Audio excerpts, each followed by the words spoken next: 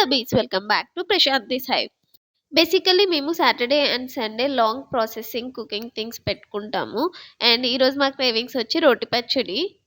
Last షాట్‌లో చెప్పాను కదా! మా మిక్సీ డీమార్ట్‌లో ఉంది. సో, అందుకే మిక్సీ లేదు కాబట్టి రోటి పచ్చడి. మిక్సీ లేదు కాబట్టే ఈ తంట. లేకపోతే రోటి పచ్చడికి అంత కాన్సెప్ట్ ఉండదు మా దగ్గర.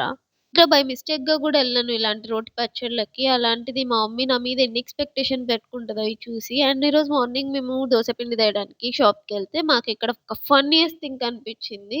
లిటరల్లీ ఇలాంటి డే వస్తదని అనుకోలేదు నేను. బేకరీలో ఇడ్లీ అమ్మడమే వింత అనుకుంటే దాంట్లో ఈ ప్యాకెట్ ఫిల్లింగ్‌లో ఇడ్లీ అమ్మడం ఇంకా ఘోరం అనిపించింది. ఈ ప్యాకెట్ కాస్ట్ 30 రూపీస్ అంట. 5 ఇడ్లీస్ వస్తాయి. ఒక ప్యాకెట్ తెచ్చుకొని ఇంట్లో చట్నీ చేసుకొని తినేయడమే. ఇంతమందికి ఓలిగలు తెలుసు. అండ్ మహారాష్ట్రలో ఓలిగల్ని పూరం పోలి అంటారు. ఇది చాలా ఫేమస్ ఇక్కడ. Share and subscribe. Thanks for watching.